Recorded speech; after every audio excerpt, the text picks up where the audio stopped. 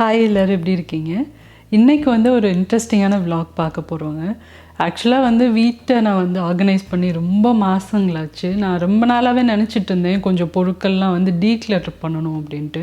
ஏன்னா நாங்கள் யூஸ் பண்ணிகிட்டு இருந்த கிட்டில் வந்து நிறைய பேர் வீடியோவில் பார்த்து இதுக்கு முன்னால் கேட்டிருப்பீங்க.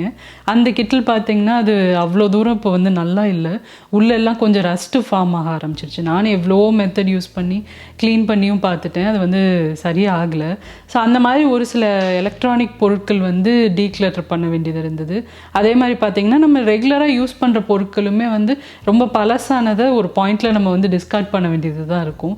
ஸோ அந்த மாதிரி நான் வந்து டீக்ளட்டர் பண்ணலாம் அப்படின்னு சொல்லிட்டு லாஸ்ட் வீக் ஃபுல்லாக அந்த வேலை தான் பார்த்துட்டு இருந்தேன். ஸோ அது மூலமாக அதுக்கப்புறம் நிறைய பொருட்கள் டிஸ்கார்ட் பண்ணதுக்கப்புறமா என்ன தேவை அப்படின்றத பார்த்துட்டு நான் கொஞ்சம் ஐட்டம்ஸ் ரீப்ளேஸ் பண்ணியிருக்கேன். புதுசாக ஒரு 2-3 ஐட்டம்ஸ் மட்டும் வாங்கியிருக்கேன். கிட்டில் வந்து இப்போ வேறு மாற்றியாச்சு. ஸோ இந்த மாதிரி என்னென்ன நான் வாங்கியிருக்கேன் அப்படின்றத பற்றி சின்ன சின்ன கிளிப்பிங்ஸ் உங்களுக்கு இந்த வ்ளாகில் நான் இன்க்ளூட் பண்ணியிருக்கேன்.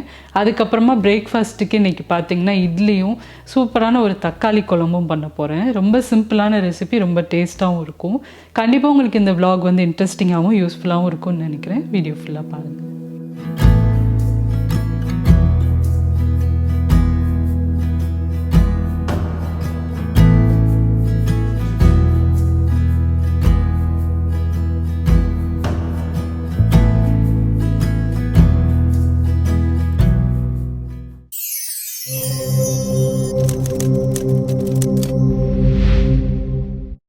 இப்போ வீடியோக்குள்ளே போகிறதுக்கு முன்னால் ஒரு சின்ன விஷயம் மட்டும் நான் ஷேர் பண்ணிடுறேன்.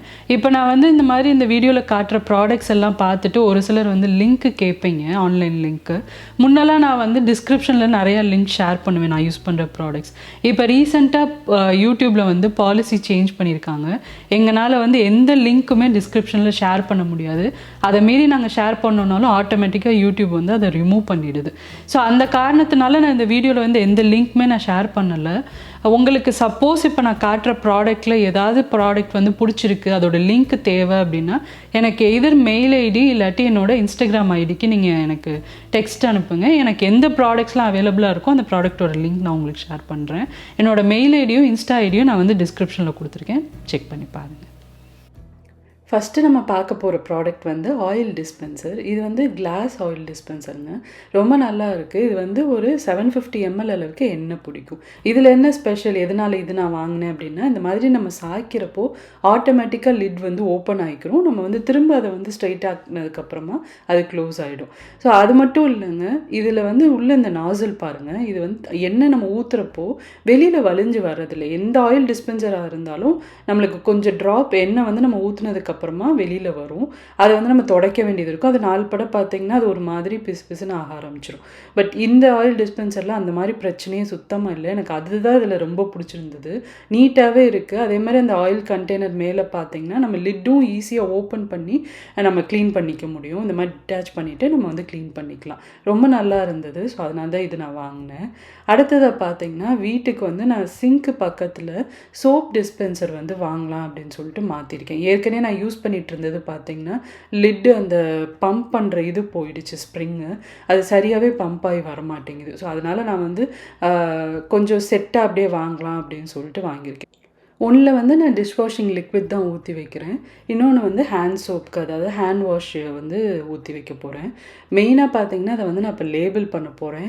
ஏன்னா எங்கள் வீட்டுக்கு கெஸ்ட்டு வந்தாங்க அப்படின்னா நான் லேபிள் பண்ணாமல் கண்டெய்னரோ இல்லை வந்து நான் இந்த மாதிரி டிரான்ஸ்பரண்ட்டாக இல்லாத ஒரு சோப் டிஸ்பென்சர் முன்னெல்லாம் வச்சுருந்தப்போ பாவம் அவங்க மாற்றி வந்து பாத்திரம் விளக்குற லிக்விடை வந்து ஹேண்ட் சோப்புன்னு நினச்சி எடுத்துருவாங்க.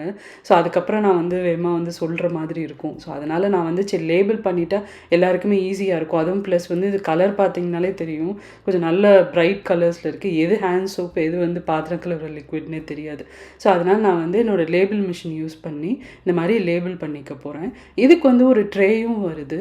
இந்த ட்ரே பார்த்திங்கன்னா நல்லா கிளாஸ் மெட்டீரியல் தான். அதுவுமே ரெண்டுமே ஹெவியாக இருக்கிறனால நம்ம கொஞ்சம் இதை க்ளீன் பண்ணுறப்போ பார்த்து கேர்ஃபுல்லாக பண்ண வேண்டியது இருக்கும். ஏன்னா எல்லாமே வந்து ஹெவியாக இருக்குது, ப்ளஸ் கிளாஸ் மெட்டீரியல் வேறு இல்லையா. ஸோ அதனால் பார்த்து நம்ம க்ளீன் பண்ண வேண்டியது இருக்கும். மற்றபடி பாருங்கள் ரொம்ப அழகான ஒரு ஃபினிஷ். இதுதான் அந்த ட்ரே. இது வந்து மிரர் ஃபினிஷ் இருக்கிற மாதிரி. கீழே வந்து உங்களுக்கு ஸ்க்ராச்சஸ் விழுகக்கூடாது ஐலாண்டில் அப்படின்றனால ஒரு நாப் மாதிரி கொடுத்துருக்காங்க. இந்த மாதிரி நான் வந்து என்னோடய சிங்க் ஏரியா பக்கத்தில் வச்சு ஆர்கனைஸ் பண்ணிட்டேன்.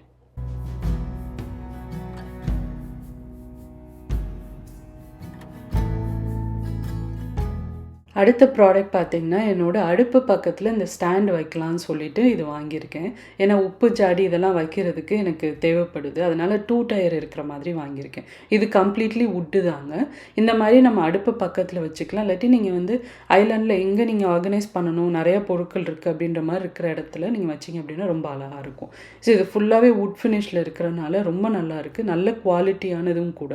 ஸோ நான் இந்த மாதிரி என்னோட அடுப்பு பக்கத்தில வச்சுட்டு, நான் என்னென்ன பொருட்கள்லாம் அதில வைக்கிறேன்னு பார்த்தீங்கன்னா, இது வந்து நான் ரீசென்ட்டா வாங்குன இந்த மாரி சின்ன ஸ்பைஸ் கிரைண்டர். இந்த ஸ்பைஸ் கிரைண்டர் பார்த்தீங்கன்னா, ஒரு சிலர் கேட்டிருந்தீங்க இத பத்தி. நான் ஆல்ரெடி வீடியோல காட்டுனேன் இத வாங்குனப்போ. இதில வந்து 2மே நம்ம வெட் கிரைண்டிங்கும் பண்ணிக்கலாம், ட்ரையும் பண்ணிக்கலாம். 2 ஜார் வரும். ரொம்ப நல்லா ஹேண்டியா இருக்குங்க. ஸோ டெய்லி பேசிஸ்ல நான் அத யூஸ் பண்றனால, இந்த மாரி ப்ளக் பண்ணி, ஆன் பண்ணியே வச்சுர்றேன். நம்ம தேவைப்படுறப்ப அப்படியே எடுத்து நம்ம அரைக்கிறதுக்கு ஈஸியா இருக்கும். அப்புறம் மேல பார்த்தீங்கன்னா, இந்த மாரி இது எல்லாமே கிளாஸ் கண்டெய்னர்ஸ் தான். கேனிஸ்டர் செட் மாதிரி. ஒண்ணுல வந்து நாட்டு சர்க்கரை வச்சிருக்கேன். அப்புறமா புளி, கல்லுப்பு வச்சிருக்கேன். கீழ இருக்க இந்த செராமிக் ஜார்ஸ்ல பார்த்தீங்கன்னா, ஒண்ணுல வந்து காஞ்ச மிளகாய் வச்சிருக்கேன். இன்னொன்னு இந்த சின்ன கண்டெய்னர்ல வந்து தூள் உப்பு வச்சிருக்கேன். அடுத்ததா நான் சொன்னேன் இல்லையா, அந்த கிட்டில் இதுதாங்க. இப்போ புதுசா வாங்குன கிட்டில் இது.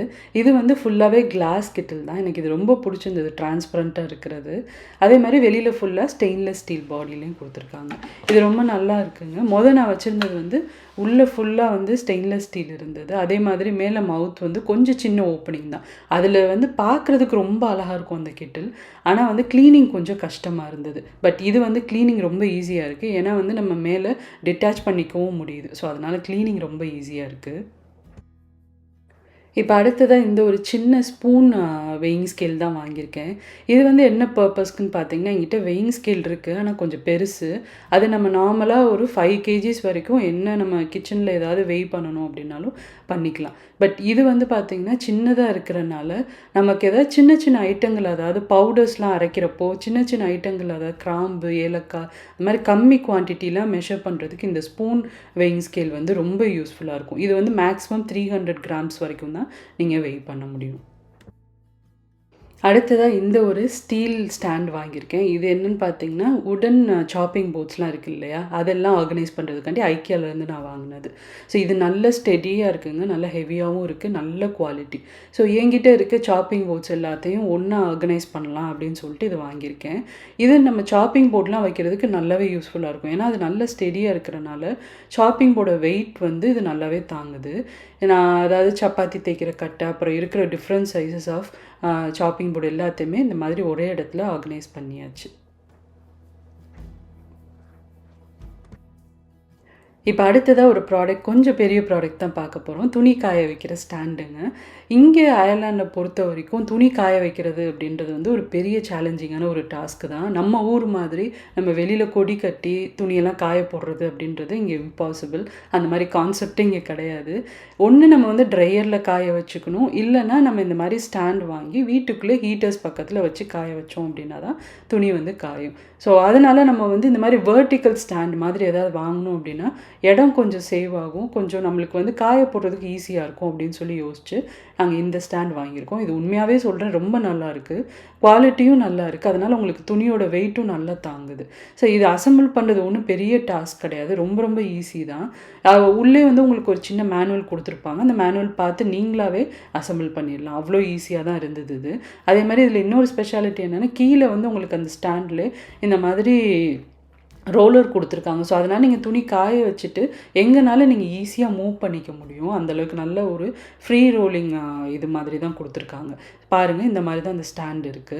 நல்லாவே உங்களுக்கு துணி நெறையாவே காய போட முடியும். ஸோ அதனால நான் வந்து இந்த ஸ்டாண்ட் அசெம்பிள் பண்ணி நம்ம வின்டர்ல யூஸ் பண்றதுக்கு ரொம்ப வசதியா இருக்கும்னு சொல்லிட்டு இத நாங்க வாங்கியிருக்கோம்.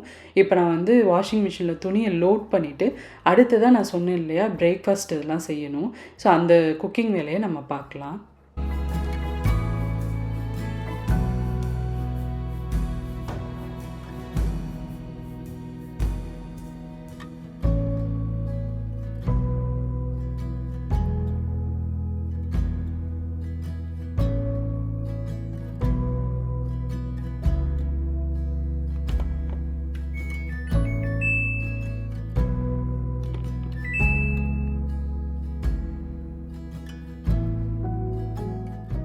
இன்றைக்கி நம்ம வந்து பிரேக்ஃபாஸ்ட்டுக்கு ஒரு தக்காளி குழம்பு செய்ய போகிறோங்க. இது வந்து என்னோடய ஃப்ரெண்டோட ரெசிபி. அவங்க வீட்டுக்கு போயிருந்தப்போ இது சர்வ் பண்ணாங்க. எனக்கு ரொம்ப பிடிச்சிருந்தது. ஃபஸ்ட்டு வந்து இது நான் சட்னின்னு நினச்சேன். அப்புறம் தான் அவங்க சொன்னாங்க இது வந்து கொங்கு நாட்டு ஸ்பெஷல் தக்காளி குழம்பு அப்படின்ட்டு. அவங்கள்ட்ட ரெசிபி கேட்டு இன்றைக்கி நான் வந்து இதை செஞ்சு காட்ட போகிறேன் உங்களுக்கு. அதுக்கு தேவையான தக்காளி, சின்ன வெங்காயம், பூண்டு, இஞ்சி எல்லாமே கட் பண்ணி வச்சுருக்கேன். இப்போ இங்கே ஒரு பாத்திரத்தில் 1 டேபிள் ஸ்பூன் அளவுக்கு கடலெண்ணெய் சேர்த்துக்கோங்க. கிரவுண்ட்நட் ஆயில் தான் இந்த குழம்புக்கு நல்ல டேஸ்ட்டு கொடுக்குது. அடுத்ததாக வந்து பார்த்திங்கன்னா 2 டீஸ்பூன் அளவுக்கு கடலை பருப்பு நான் சேர்க்குறேன். அடுத்ததாக வந்து 1 டீஸ்பூன் அளவுக்கு சீரகம் சேர்த்துக்கலாம். அடுத்ததாக ஒரு 1/2 டீஸ்பூன் அளவுக்கு மிளகு சேர்த்துக்கோங்க. அடுத்ததாக ஒரு 1/2 டீஸ்பூன் அளவுக்கு சோம்பு சேர்த்துக்கலாம். இப்போ இதெல்லாம் வந்து நல்லா கொஞ்சம் செவந்து வரணும். அந்தளவுக்கு இதை வந்து வறுத்துக்கோங்க. ரொம்ப நம்ம வந்து கருக விட தேவையில்லை. ஜஸ்ட் நல்லா கொஞ்சம் செவந்து அதோடய வாசம்லாம் வர ஆரம்பிக்கும் இல்லையா, அந்தளவுக்கு வறுத்ததுக்கப்புறமா இதில் வந்து நம்ம கொஞ்சமாக பட்டை சேர்த்துக்கலாம். பட்டையும் ஒரு 2 பீஸ் அளவுக்கு கிராம்பும் நான் சேர்த்துக்கிறேன். அடுத்தது அதில் வந்து ஒரு 4 பல் பூண்டு, கொஞ்சம் இஞ்சி இதெல்லாம் சேர்த்து நல்லா நம்ம வந்து பச்சை வாசம் போகிற அளவுக்கு இதை நல்லா வறுத்துக்கலாம். இப்போ இதெல்லாம் நல்லா வறுப்பட்டதுக்கப்புறமா இது கூடவே நம்ம வந்து சின்ன வெங்காயம்லாம் சேர்த்துக்க போகிறோம். நான் இன்றைக்கி வந்து நாட்டு தக்காளிலாம் இங்கே கிடைக்காதனால நான் வந்து நார்மல் தக்காளி தான் யூஸ் பண்ணுறேன். அதனால் கொஞ்சம் புளி சேர்த்துருக்கேன். நீங்கள் நாட்டு தக்காளி எடுக்கிறீங்க அப்படின்னா இந்த புளி வந்து சேர்க்க தேவையில்லை. அடுத்ததாக வந்து நான் இதில் கொஞ்சம் வெங்காயம் சேர்த்துருக்கேன். அதாவது சின்ன வெங்காயம் தான் அதுக்கு ரொம்ப டேஸ்ட்டுன்னு சொல்லி சொன்னாங்க. ஸோ அதனால் சின்ன வெங்காயமே நான் சேர்த்துருக்கேன். கூடவே கொஞ்சம் கருவேப்பிலையும் சேர்த்துக்கலாம். சேர்த்துட்டு நல்லா அதை வந்து வறுத்துக்க போகிறோம். அடுத்ததாக இந்த குழம்புக்கு தேவையான காரத்துக்கு நம்ம வந்து காஞ்ச மிளகா தான் சேர்த்துக்கிறோம். காஞ்ச மிளகாவும் சேர்த்து நல்லா இப்போ வந்து செவந்து வர அளவுக்கு நல்லா அதை வந்து வறுத்துக்கோங்க. வறுத்துட்டு இதை தனியாக நம்ம எடுத்து வச்சுக்க போகிறோம். இப்போ எல்லாமே நல்லா வறுப்பட்டுருச்சு. நான் தனியாக பிளேட்டில் அதை மாற்றிக்கிறேன். இப்போ அதே பேனில் கொஞ்சமாக எண்ணெய் சேர்த்துட்டு நான் வந்து ஒரு 5 தக்காளி பக்கம் அதில் நல்லா கட் பண்ணி எடுத்து வச்சுருக்கேன். நான் சொன்ன மாதிரி நீங்கள் நாட்டு தக்காளி எடுக்கிறீங்க அப்படின்னா ஒரு தக்காளியோட அளவு கம்மி பண்ணிக்கலாம். அதே மாதிரி புளி சேர்க்க தேவையில்லை. நான் இப்போ 5 தக்காளி சேர்த்ததுக்கப்புறமா ஒரு 1/2 டீஸ்பூன் அளவுக்கு மல்லித்தூள் சேர்க்குறேன். அடுத்ததாக ஒரு 1/4 டீஸ்பூன் அளவுக்கு மஞ்சள் சேர்த்துக்கலாம். அடுத்ததாக தேவையான அளவு உப்பு சேர்த்துக்கலாம். நல்லா அதை வந்து கிளறி விட்டுருங்க. இப்போ இந்த தக்காளி வந்து நல்லா மசிஞ்சு வரணுங்க. அந்தளவுக்கு இதை வந்து நம்ம நல்லா குக் பண்ண போகிறோம். இது இந்த மசாலாவோட பச்சை வாசமும் நல்லா உங்களுக்கு போயிடணும். இப்போ நல்லா மிக்ஸ் பண்ணிவிட்டு நம்ம வந்து ஒரு மூடி போட்டு ஒரு 5 நிமிஷம் பக்கம் நல்லா அதை வந்து வேக வச்சுக்கலாம். பாருங்கள் எவ்வளோ நல்லா மசிஞ்சு வந்துருச்சுன்னு. இந்த அளவுக்கு நல்லா மசிஞ்சு வரணும். மசிஞ்சதுக்கப்புறமா அதில் வந்து ஒரு 1/2 கப் அளவுக்கு நான் தேங்காய் சேர்க்க போகிறேன். துருவன தேங்காய் நான் எடுத்துக்கிறேன். தேங்காய் சேர்த்துட்டு இதையும் நல்லா வதக்கிட்டு நம்ம வந்து நல்லா ஆற வச்சிடலாம்.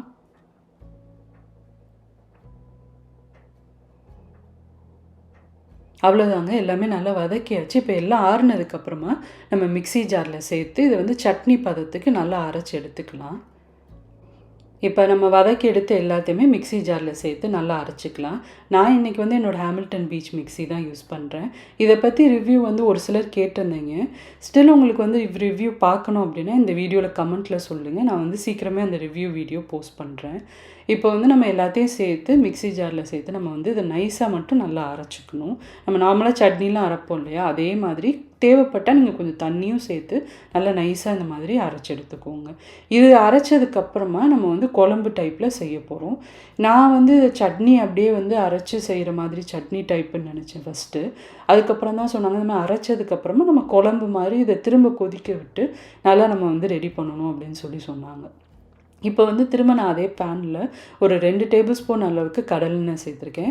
ஒரு 1/2 டீஸ்பூன் அளவுக்கு கடுகு, ஒரு 1/2 டீஸ்பூன் அளவுக்கு சோம்பு, அதெல்லாம் நல்லா பொரிஞ்சதுக்கப்புறமா கொஞ்சம் கருவேப்பிலை சேர்த்துக்கோங்க. இப்போ நான் வந்து கொஞ்சமாக வெங்காயம், அதாவது பெரிய வெங்காயம் நறுக்கி சேர்த்துக்கிறேன். இது வந்து ஆப்ஷனல் தான், வேணும்னா சேர்த்துக்கலாம், இல்லைன்னா இங்கே இந்த ஸ்டெப்பை வந்து ஸ்கிப் பண்ணிக்கலாம். வெங்காயம் சேர்த்து பண்ணால் ரொம்ப நல்லாயிருக்கும் அப்படின்றனால நான் வந்து வெங்காயமும் சேர்த்துக்கிறேன். இப்போ வந்து இதை நல்லா வதங்கினதுக்கப்புறமா நம்ம வந்து இந்த அரைச்சி வச்சுருக்கோம் இல்லையா, அந்த பேஸ்ட்டை வந்து நம்ம இதில் சேர்க்க போகிறோம். இப்போ வெங்காயம் வந்து கொஞ்சம் கலர் மாதிரி வந்துருச்சு. இந்த அளவுக்கு வதங்கினதுக்கப்புறமா நம்ம அரைச்சி வச்சுருக்க அந்த பேஸ்ட்டை இதில் சேர்த்துக்கலாம். இந்த பேஸ்ட் வந்து கொஞ்சம் நல்லாவே திக்காக இருக்குங்க. ஏன்னா நம்ம பருப்பு, அதுக்கப்புறமா தேங்காய் எல்லாமே சேர்த்து வறுத்து அரைச்சிருக்கோம். ஸோ அதனால் நல்லாவே திக்காக வரும். அதனால் நீங்கள் அதுக்கேற்ற மாதிரி நீங்கள் குழம்போட கன்சிஸ்டன்சியை அட்ஜஸ்ட் பண்ணிக்கலாம். ஏன்னா இது வந்து பார்த்திங்கன்னா நம்ம இட்லிக்கு தான் செய்கிறோம். அதனால் கொஞ்சம் தண்ணியாக இருந்தது அப்படின்னா ரொம்ப நல்லாயிருக்கும். இப்போ நம்ம தேவையான அளவு கல் உப்பு சேர்த்துக்கலாம். நீங்கள் தூள் உப்பும் சேர்த்துக்கலாம். இப்போ அதை நல்லா மிக்ஸ் பண்ணிவிட்டு நான் ஒரு 5 நிமிஷம் நல்லா கொதிக்க விட போகிறேங்க. அவ்வளோதான் குழம்பு ரெடி. நல்லா இது வந்து உங்களுக்கு திக்காகவே வரும். அதனால் கன்சிஸ்டன்சி மட்டும் அதுக்கேற்ற மாதிரி அட்ஜஸ்ட் பண்ணிக்கோங்க. இப்போ இதில் வந்து நல்லா கொஞ்சம் கொத்தமல்லியும் கடைசியாக சேர்த்துட்டு இறக்கிடலாம். ரொம்ப ரொம்ப டேஸ்ட்டாக இருக்குங்க. நான் சாப்பிட்டுட்டு எனக்கு ரொம்ப பிடிச்சிருந்தது இந்த குழம்பு. அதனால தான் உங்கள்கிட்ட ரெசிபி கேட்டு இன்றைக்கி நான் உங்களுக்கு செஞ்சு காட்டியிருக்கேன். கண்டிப்பாக ட்ரை பண்ணுங்கள். இட்லி, தோசை எல்லாத்துக்குமே இது ரொம்ப நல்லாயிருக்கு. கண்டிப்பாக ட்ரை பண்ணிவிட்டு உங்களுக்கு எப்படி வந்துச்சுன்றதை சொல்லுங்கள். இப்போ குழம்பு நம்மளுக்கு ரெடி ஆயிடுச்சு. அடுத்ததாக இட்லியும் செஞ்சு வச்சிடலாம்.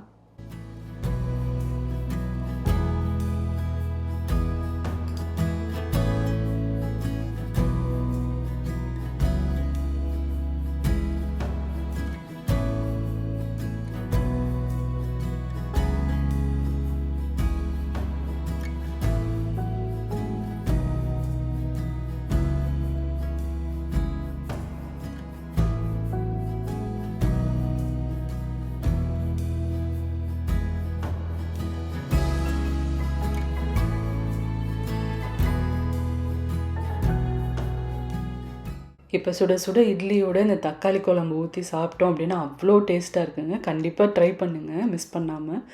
இது வந்து இந்த குழம்போடு சாப்பிட்றப்போ நம்ம கூட 2 இட்லி கூட சாப்பிட்லாம். அந்தளவுக்கு டேஸ்ட்டாக இருக்குது. இப்போ பிரேக்ஃபாஸ்ட்லாம் சாப்பிட்டுட்டு நான் வந்து துணியும் காய வச்சுக்கிறேன். அவ்வளோதாங்க. இதோட இந்த விலாகும் கம்ப்ளீட் ஆகுது. கண்டிப்பாக உங்களுக்கு பிடிச்சிருக்கும்னு நினைக்கிறேன். நான் முன்ன சொன்ன மாதிரி நான் காட்டின ப்ராடக்ட்ஸ் ஏதாவது உங்களுக்கு வந்து தேவைப்பட்டது அப்படின்னா எனக்கு வந்து மெயில் அனுப்புங்க. நான் வந்து முடிஞ்ச அளவுக்கு ப்ராடக்ட்ஸ் இருந்தது அப்படின்னா நான் வந்து லிங்க் ஷேர் பண்ணுறேன். அவ்வளோதாங்க. இந்த வீடியோ பிடிச்சிருந்தது அப்படின்னா இந்த வீடியோக்கு ஒரு லைக் கொடுங்க. சேனலுக்கு இன்னும் சப்ஸ்கிரைப் பண்ணாதவங்க மறக்காமல் சுஜீஸ் கிச்சனுக்கு சப்ஸ்கிரைப் பண்ணுங்கள். இதே மாதிரி நிறைய இன்ட்ரெஸ்டிங்கான விலாக்ஸ் ரெசிபீஸோடு அடுத்து உங்களை நான் மீட் பண்ணுறேன். சுஜீஸ் கிச்சன், எளிய பாரம்பரிய சமையலின் தொகுப்பு.